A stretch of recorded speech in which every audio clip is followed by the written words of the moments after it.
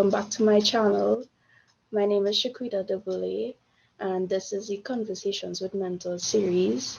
And for today's episode, I have the great honor of interviewing one half of Canada's number one men's doubles player, Nyl Yakura. So, welcome, Neil, and thanks for being a part of this mentorship series. No, thank you. Thank you for having me. Pleasure. Nyl Yakura's impressive record includes being the reigning Pan Am Games men's double champion, Canadian national champion. He is currently number 34 on the world rankings. Some of his achievements include winning the Yonex/KND Graphics International Challenge, Mexico International, and Brazil International 2018. He is four-time Pan Am individual champion alongside his partner Jason Ho-Shue. So, did I get all of your stats right? Yep, everything there seems correct. Okay, and I guess now we can jump into some of the rapid fire icebreaker rounds. Do you prefer cardio or weights? Weights for sure. Europe or Asia? I'm gonna have to go with Asia. Okay, summer or winter? Summer, but ideally I would pick fall or spring as my main. I know in Canada it's a bit cold, right? Yeah. So thankfully I'm locked down right now. I'm quarantined because it is -10, I think, right now outside. Wow. Yeah. So glad I don't need to. Right. Uh, Pineapple on pizza? Yes or no? Yeah, I don't mind that. That's not that bad. Favorite movie?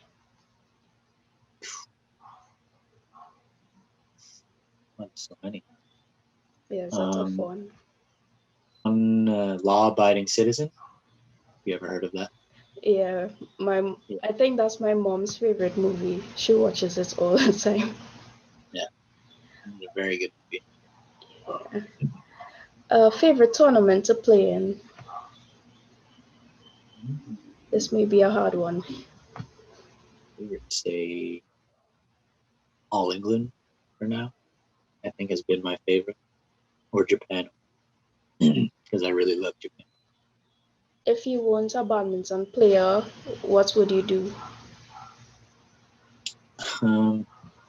It's not a bad player. Ideally, I think I would like to get into like home renovation contracting. That would probably be my future endeavor or something along those lines.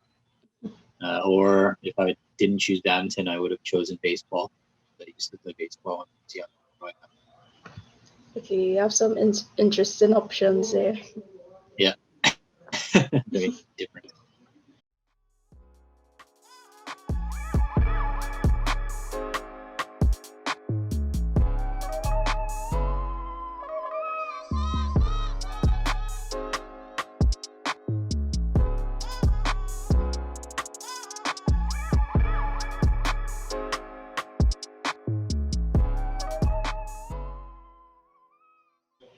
Okay, and now we're just gonna jump right in, uh, mainly with your start in your badminton career.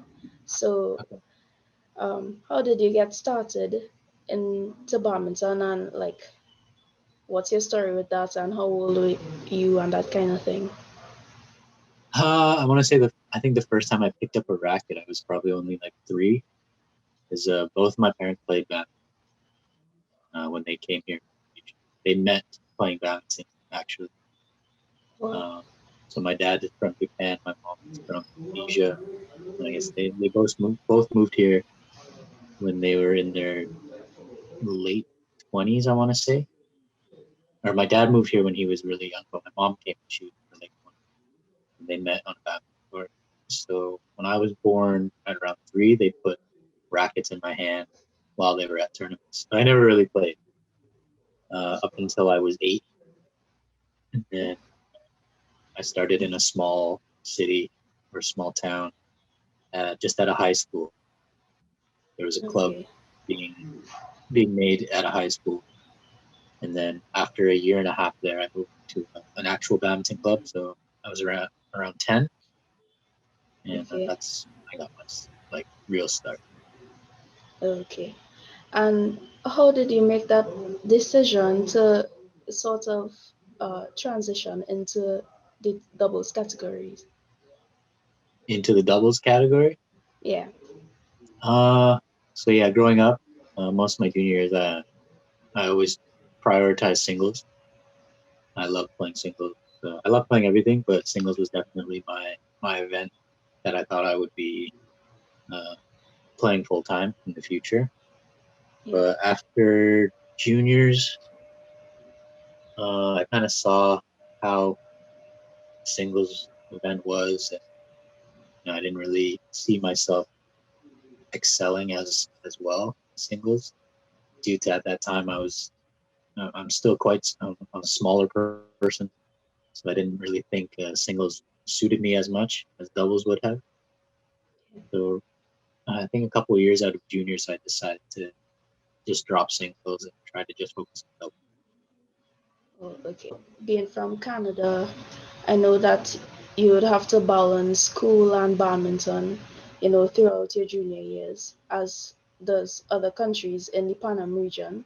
So, can you share with us a bit of your experience balancing that school and badminton life? I might be the wrong person to ask for this. With school, I was not really into it when I had badminton going for me. I really prioritized badminton, so you know, if I got home, I would get home very late from training, so I'd go to school first during the day, just fine, and then I'd go straight to badminton until late night around 9. And I wouldn't get home until about 10, and then from there I would just choose if I wanted to do my homework or not. So I'm not the biggest scholar, but yeah, it was if I needed to get stuff done for school, I would just have to stay up quite late. Okay. Well, what were some of the sacrifices that you had to make during that time, or probably right now, to get on to the path that you're on as a professional badminton player? I want to say as a junior growing up and moving into senior, I think the biggest part was kind of putting aside a normal social life. There wasn't a whole lot of time to go and hang out too much with friends and stuff, and especially as I got older now into the senior years, my all my friends are working full time jobs, so they only have a certain amount of time to have for social life. It doesn't really fit my schedule, so my social life is very non-existent, so to speak. So that's one thing. Being from Canada, we have to pay for most things on our own, so financially, it's a huge investment in Yeah. ourselves if we want to pursue it full time. And giving up, what else did I give up? I had to give up baseball at a young age. If I could play multiple sports, I would, but unfortunately, it's a little bit too much for me. Yeah. Um, that's about it. And who were some of the people that you looked up to in terms of inspirations? Uh, Maybe probably in badminton or other sports. Uh, Growing up, when I was young, it was always Lindan, and even to this day, it would still be Lindan. Just he changed the game. I think he Yeah. brought so much to the game that no one had ever really done before with his style and just the way he carried himself on court. So that was something that I wanted to be like when I was younger. How Okay. is it different being a professional player from a small badminton nation? And can you share some of the pros and cons that you've seen so far in your journey? From Canada, we don't have so financially, it's a struggle, and it always will be. But I believe that it will get better as I feel our the sport is growing in Canada for sure.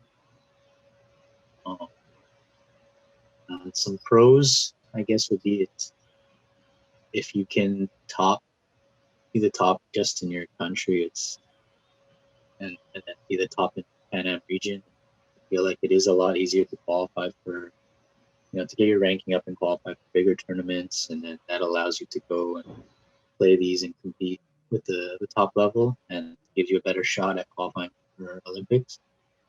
Because obviously, some of the other countries in Europe and Asia, there's hundreds of very, very high level players, but if they're not the top two or three in their country, then they won't really have a shot at going for Olympics and bigger tournaments. Mentioning Canada, what is the training system like there, and think it is that makes Canada the best in the Pan Am region? It's a lot bigger up here. We have so many clubs, so many coaches from overseas that coach here. They come from Asia or Europe. They live here, so they coach full time. So I think that really brought the level up of our younger ones, the very small kids. They're already getting international caliber players to coach them at an age of. I've seen some at my club that are only 4 or 5 years old that get to learn from some of these coaches. So I think that's a pretty big difference, is that we have maybe more resources. Let's say that, Yeah. and just the population of the sport up here is so big. Okay.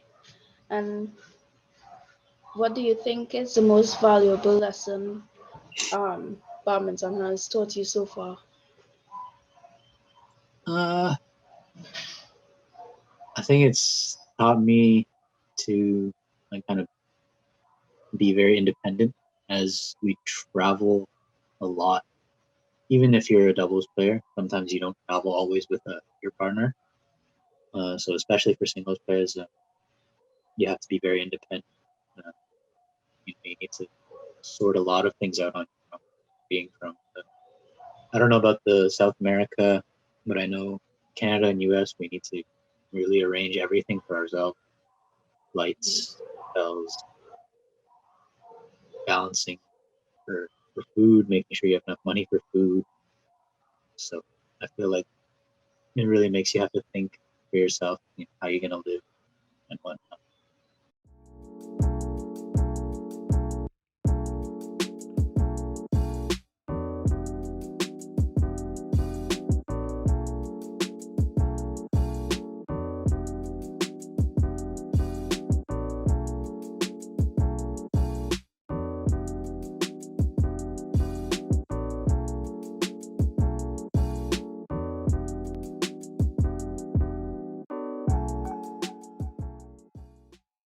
Now we're just gonna take a bit of a dive into the main conversation. So, questions from athletes and myself.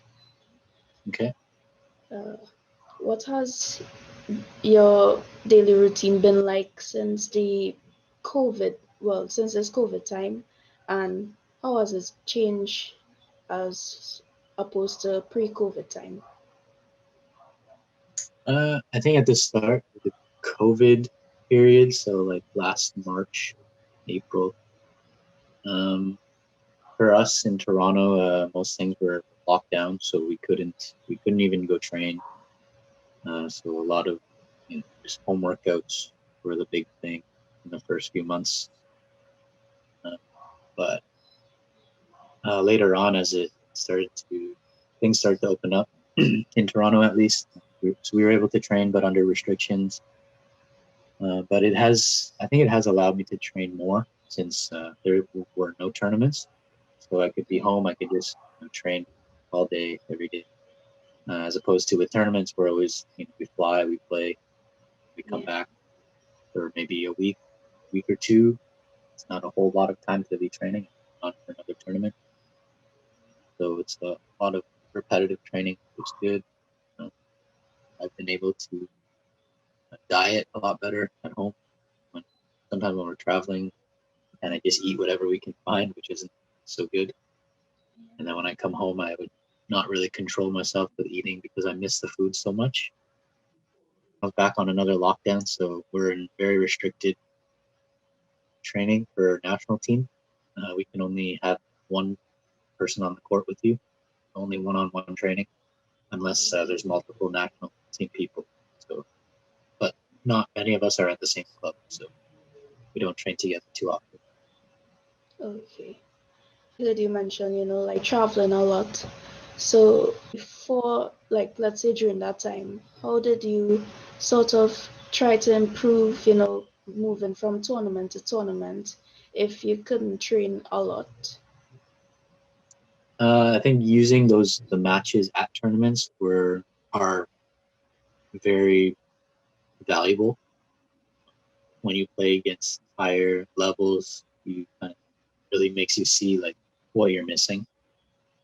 Uh, so playing those matches, you're fortunate enough to win more matches than you play more, obviously.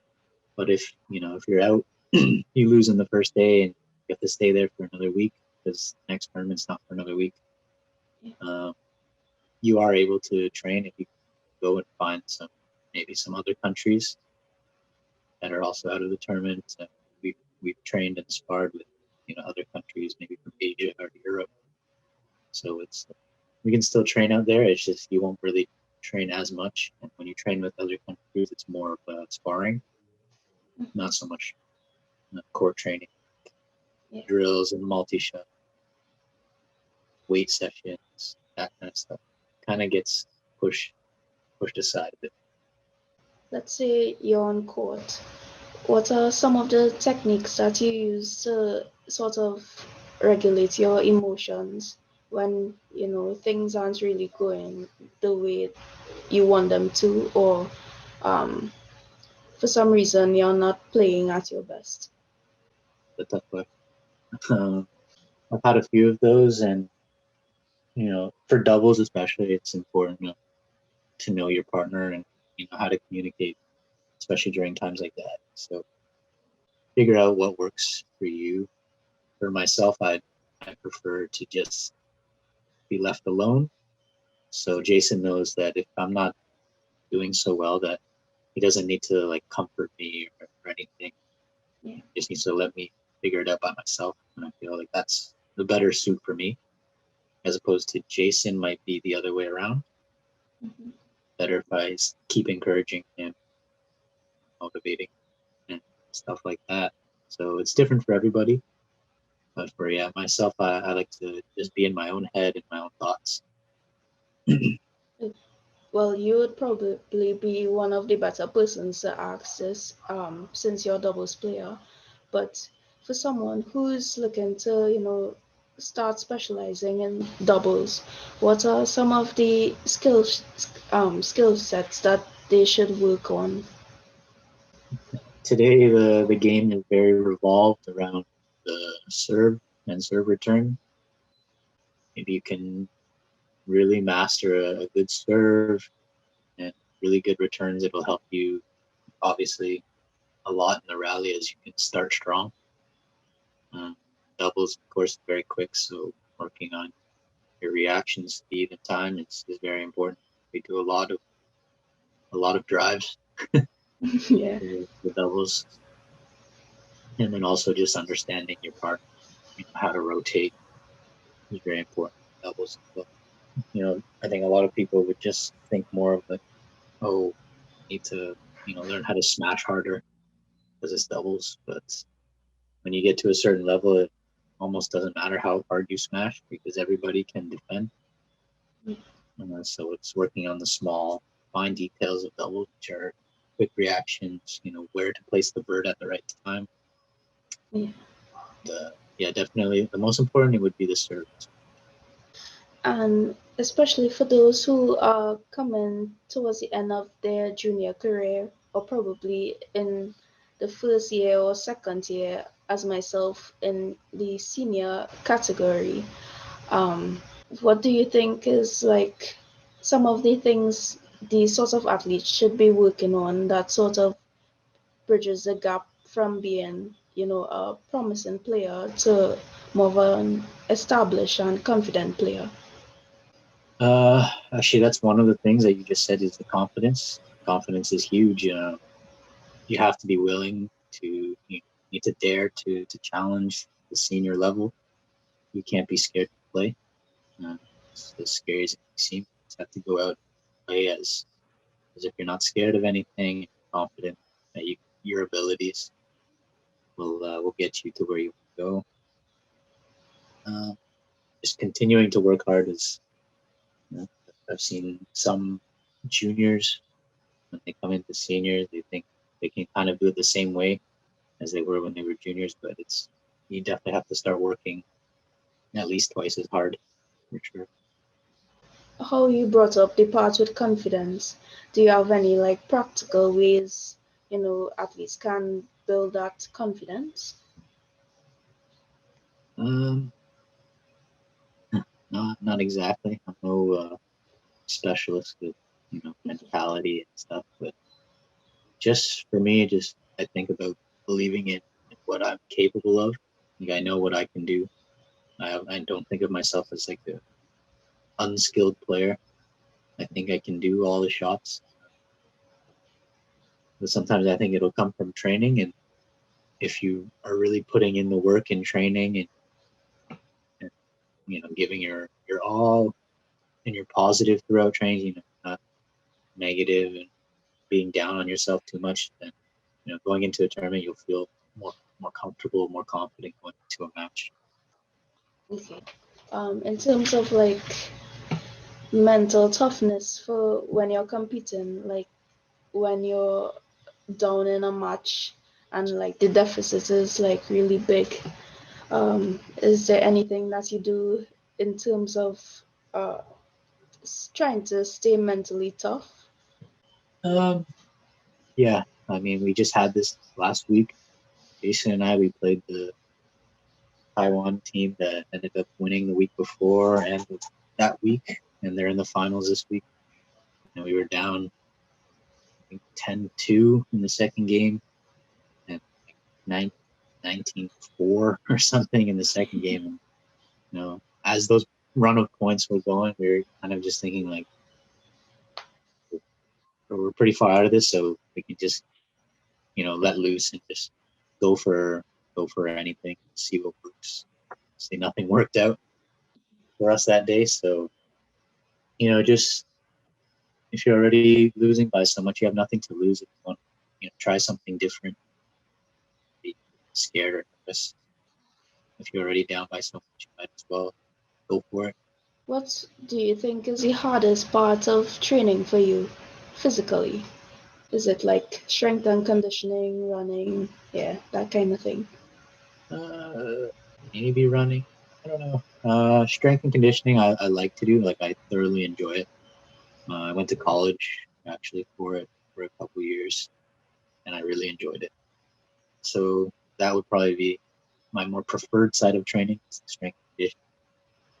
Stuff I don't prefer would be stuff like agility or skipping. Running, I'm okay. I don't mind it too much. But maybe yeah, skipping and agility would be my least favorite. And do you like multi and footwork? If you can tell me one person that likes footwork, I will buy them dinner. I definitely do not like footwork because I don't think anybody does. Yeah. Multi shuttle, I don't mind. It can be a lot of fun, but it could also be very dreadful. So yeah, it's a little bit night and day with multi shuttle. What has the Olympic qualification process been like? And what is your biggest motivation during the tiring or tedious parts of that process? It's been pretty stressful to say the least. For us, we're almost battling internally with Canada because technically for the Pan Am slots, they can only give for the doubles categories, they give it to two of the three categories unless one of us is qualified race to Tokyo rankings. Okay. So luckily, right now, I think two or if not all three pairs in the doubles categories are qualified race to Tokyo rankings. So it's not too bad, but at the beginning, it's a lot more stressful. And also, I think for Jason and I, we're also battling a little bit with the Chu brothers from the USA Yeah. because they're also pushing for a spot. They were not too far behind us, so it's always picking the right tournaments to play. We just can't go play everything. We don't have the money for that, so Yeah. being very wise with the tournament selection causes a lot of stress. If you don't get the results you want, it makes it even more stressful. Yeah. What is your biggest motivation during that sort of stressful time? Just keeping your focus on the end goal, which is Olympics. Yeah. If you wanna get there, you need to win. So just staying focused on that, not letting anything else distract. Not thinking we can't think too much about the rankings and what the other teams are doing. Kind of more comes down to focusing on yourself. I think that's a big part. Did you always have that sort of Olympic dream? Because I know for everyone else it's sort of different. Some people don't think that they could go to the Olympics until later on in their career. So was that always a dream for you when you were a child, or Yeah, I think since I was about 13 or 14, I knew I would be playing full time and trying to go for an Olympic. I think I wasn't thinking. I thought at that time that I would go a little earlier than now.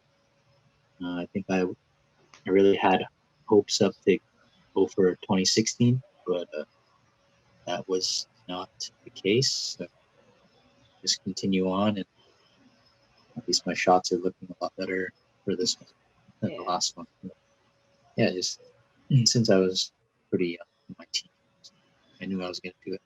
What are some of the things that you do in your downtime away from badminton that sort of helps you to recharge? I'm home. A lot of video games being played. Any favorites? Yeah, it's Call of Duty Warzone right now is probably one of the most popular games in the world right now. So me and my friends are playing almost every night, especially now with me being quarantined. I've been playing this all day. Sometimes I stay up very late to play. I'm a big sneakerhead. I love my shoes, so I'm always online looking at sneakers and stuff, seeing what's coming out.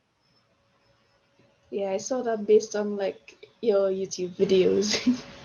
Yeah, I feel like I should maybe make a whole collection video. Might save that for later. What is your advice to someone who's having a mental block? Like, let's say it's a certain after a certain stage, they start losing points consecutively, or they have a mental block anytime they play a particular pair or person. If you're losing many points in a row, I think after two or three, you should really stop the pace, slow down, and take your time. But sometimes it's very hard when you're in the moment. You don't think about that. I think sometimes for us as well, we've kind of just skipped past through that and tried to play on, but it didn't work. So definitely, taking your time to regather your thoughts, and it'll hopefully break a little bit of the tempo for your opponent. If you're playing someone that you've always struggled playing, just trying new things. Because if you keep doing the same thing that you've always been doing and haven't beat them yet, then not much is going to change out of that result. So you have to try new things, find new ways on your own. Yeah. Have you ever struggled with having an injury while playing on court? And if so, what has that experience been like? Nothing too. too severe, especially not in a competition. I feel like I've taken care of my body quite well, where I don't sustain any injuries on court.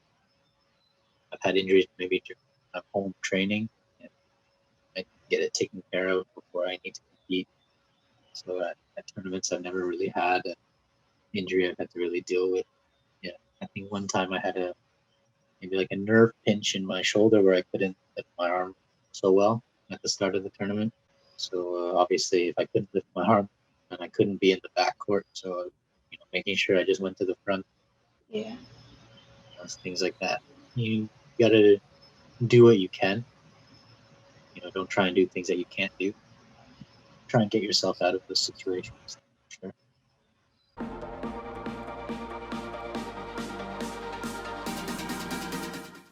Well, now we're going to switch things up a bit to some lighter topics.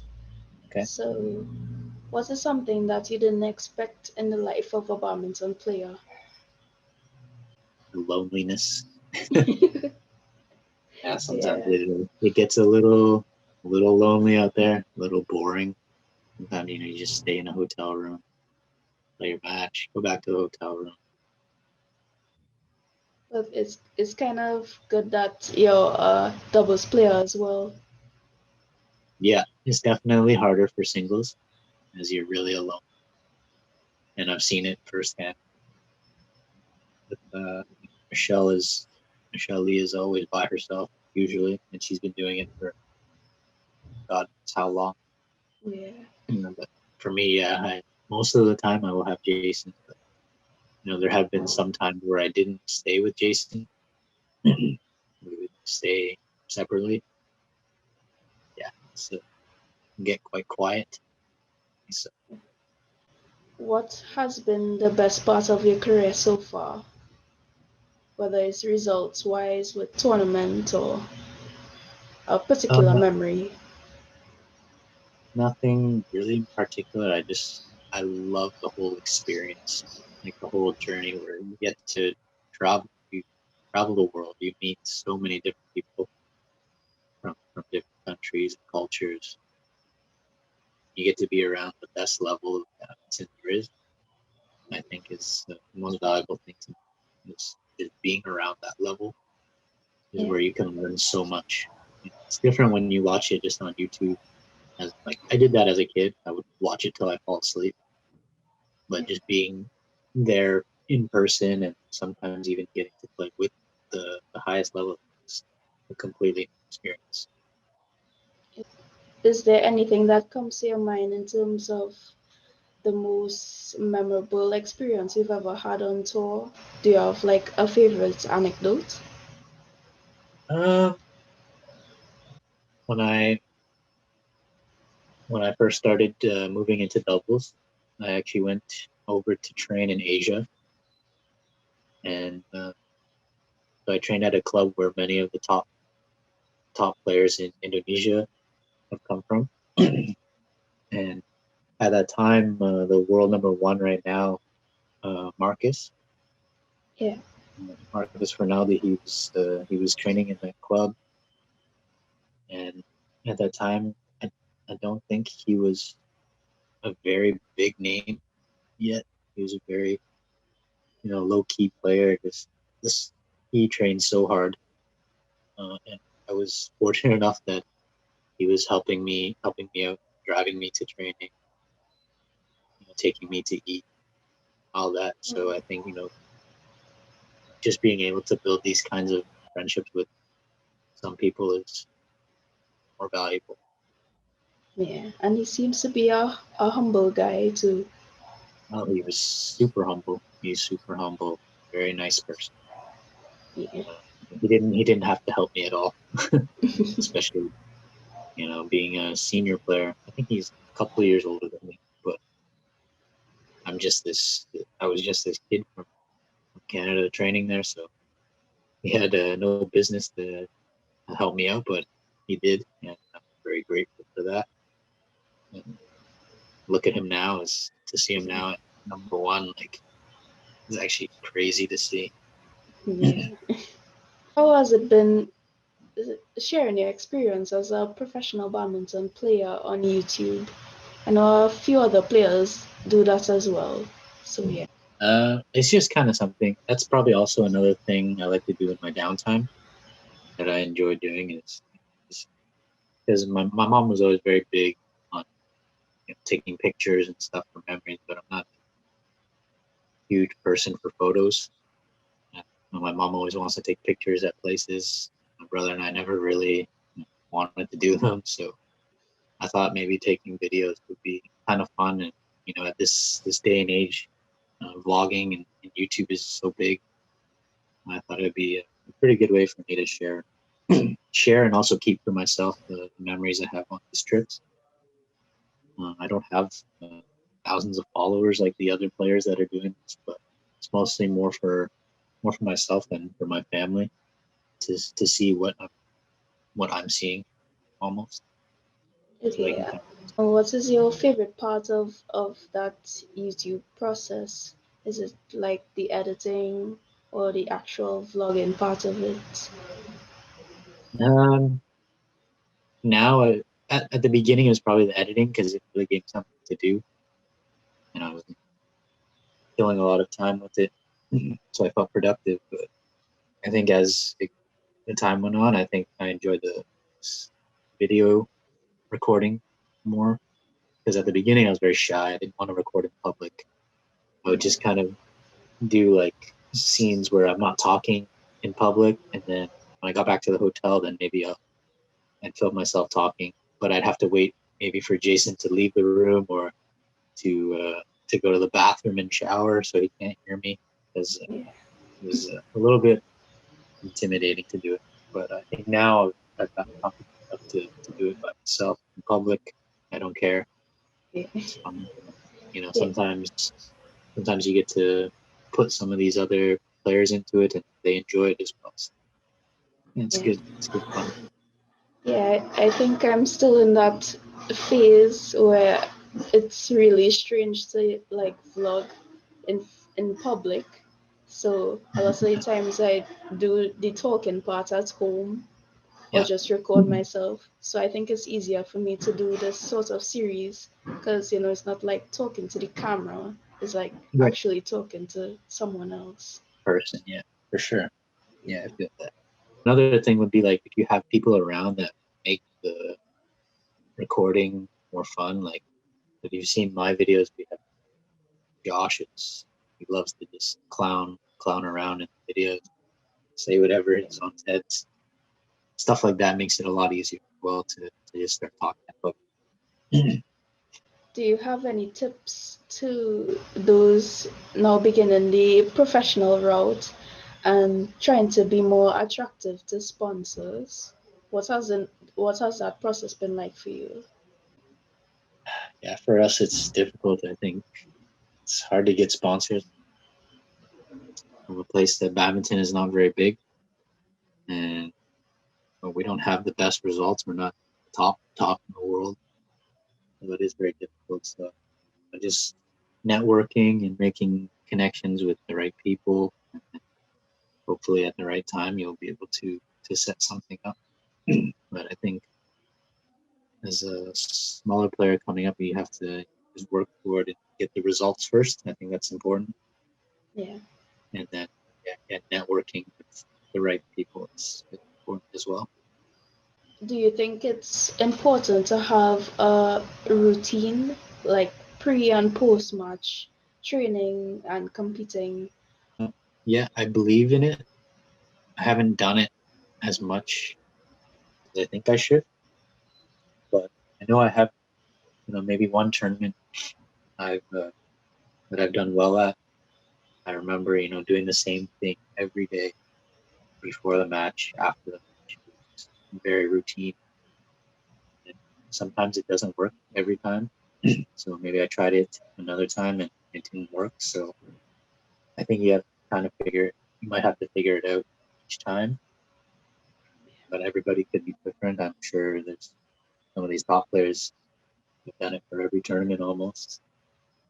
And maybe if it didn't go well that tournament, then they could have possibly switched something. So It's a lot of trial and error and seeing what works for you at the time.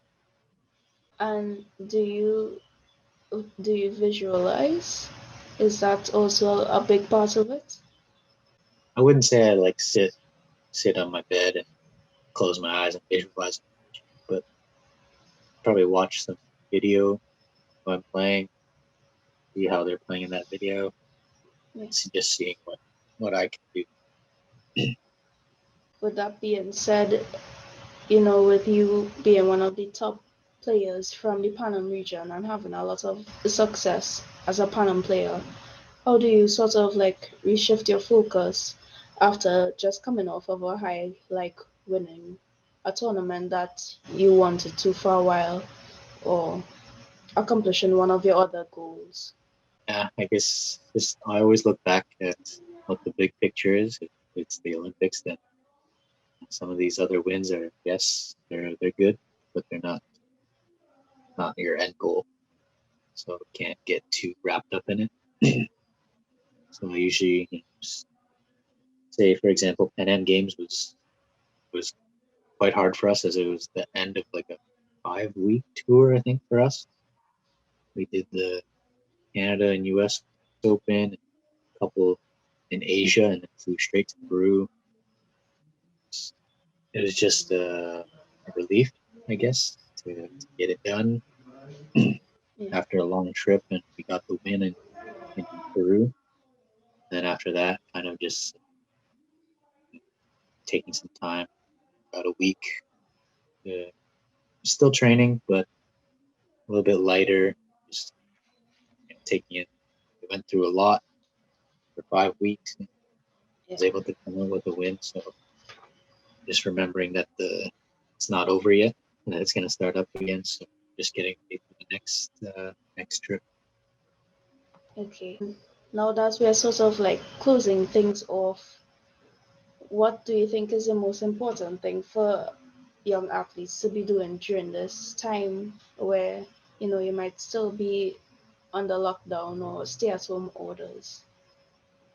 Uh, you got to do what you can at home. If you can't get to a badminton court, plenty of things you can do at home to improve strength, your stamina. If you have a little bit of space, you can do it. I don't think anyone's confined to a little box where you can't move. So there's always something that you can do to improve. So as long as you just keep doing it, at least you'll come out of the like lockdown better at something. You don't want to waste any time, especially for us, because we're not number one in the world. So there's always something that you can get better at. I've been sitting. I have a little bench in my room with some weights. I'm trying to get some strength up, swinging a squash racket every day. I have nothing else to do. So yeah, there's always something. And do you have any last piece of advice or thoughts that you'd like to share with those players wanting to take the path that you're currently on as a professional player? Yeah, you got to enjoy it. Not many people get to do it, and if you choose to do it, you have to put everything into it as Yeah. much as you can. Yeah, for sure, just enjoying the whole process, not thinking short term, think long term.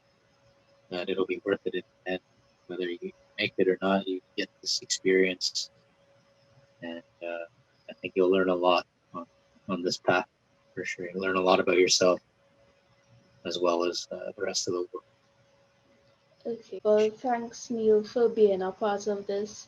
And just in case anyone wants to get in touch with you or keep up to date with your journey, where can they find you? You can definitely get me on Instagram. It's just my name, Nyl Yakura, no spaces.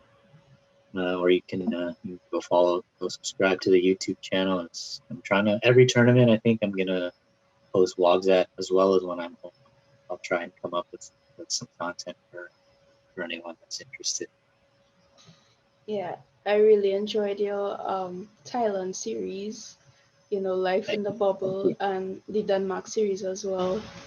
You're very entertaining. Yeah, I try. I'm still learning a lot about video editing, how to make the videos more entertaining. So hopefully, it's getting better.